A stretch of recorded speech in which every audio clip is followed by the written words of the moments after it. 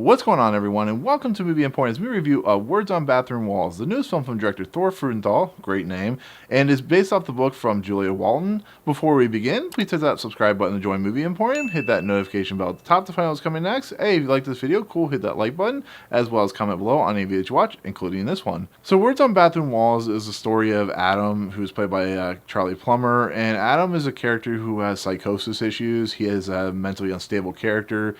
He sees three individuals that aren't there who are played by AnnaSophia, Robb, Devon, Bostick, and Lobo, Sebastian, and they're basically his psychosis kind of eking away at his brain. He sees like this black mist or whatever that kind of ekes into his brain, kind of like takes away his mobilities and stuff like that, so his like logic and reasoning kind of starts going out the window. And he's basically suspended from the school because of an incident. He ends up at a Christian academy where he's given the ultimatum where he has to take the medicine and the pills he's been given, and he has to keep his grades up. And then his parents, who one is played by Mary Parker, who is his mom, and his stepdad, who's played by, of course, Walton Goggins, are doing everything in their power to keep him mentally stable so that he can, go on to culinary school because he's, he loves to cook and stuff like that. And they're doing everything in their power, but because of his mental illness, because of his psychosis and psychology and stuff like that, it just kind of just becomes a kind of a problem for them, and they're doing everything in their power to not put him in like a home or something like that. In the process of him being at the school, he comes across this young girl who's played by Taylor Russell, and Taylor Russell, of course, is was in Waves. She was the best part about that movie, and she plays Maya. And she's a very precocious girl. She's a very, in your face. She's very smart, but she's like kind of the bad girl in a lot of ways, where she is giving like the cheat tests, stuff like that to people, and she's making a lot of money. But because she has a back history and stuff like that, we start to learn later on. But the two, Adam and of course Maya, start to develop a relationship, and you see where that relationship starts going, and you see how it plays out and everything that you've seen before in other movies.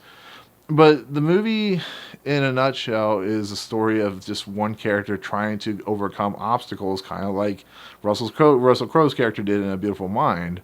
Now, with that said, when you watch a movie like this, you go in thinking this is going to be another typical movie with typical teen drama where somebody has an illness. You've seen like 6 or 7 movies of these a year, and it's probably going to be like another 4 or 5 this year of this type of situation. But the question remains is, does this movie at least entertain and at least give you some substance while you're watching it? And outside of the chemistry between Taylor Russell and Charlie Plummer, I really think this is still an interesting, kind of entertaining movie.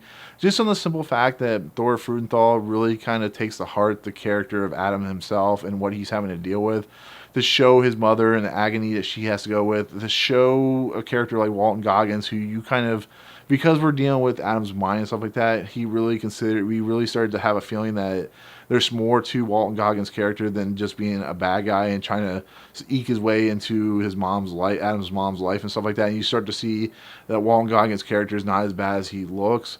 And when those stories are playing out and when that stuff is playing out, you really get a good sense of a story that has a lot of heart and a lot of emotion to it. And I think Charlie Plummer himself does a really nice job conveying those things. There are points when he's talking to the camera, kind of giving information about who he is. He kind of goes into a lot of stories sometimes, but it's a really kind of fascinating, kind of, unique tale about a kid who's having to deal with an issue.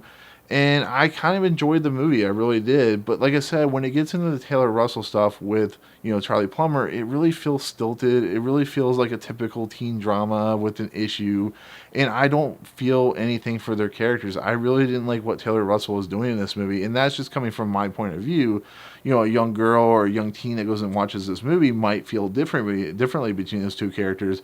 But I know what Taylor Russell can do, and this is just not her at her A game. If you watch Waves, she is amazing, Oscar level type of actress who will gain some credibility and some pull as she goes later on in her acting career. But then you have Andy Garcia's character who plays Father Patrick, and he's kind of like the lead way. He's the guy that's kind of pushing Adam towards the light at the end of the tunnel to kind of make him for a better, have a better life and stuff like that. And Andy Garcia is doing Andy Garcia, so he's not bad in the movie. He's just in the movie as more of a guide, I guess you could say, somebody who is going to be there for Adam, even though Adam's doesn't believe in God and stuff like that. So I do think Andy Garcia is fun in this movie and entertaining, but it's just he's not really the main focus of this movie. But with that said, I think it's still an entertaining movie. I still think it's a poignant movie, a potent movie.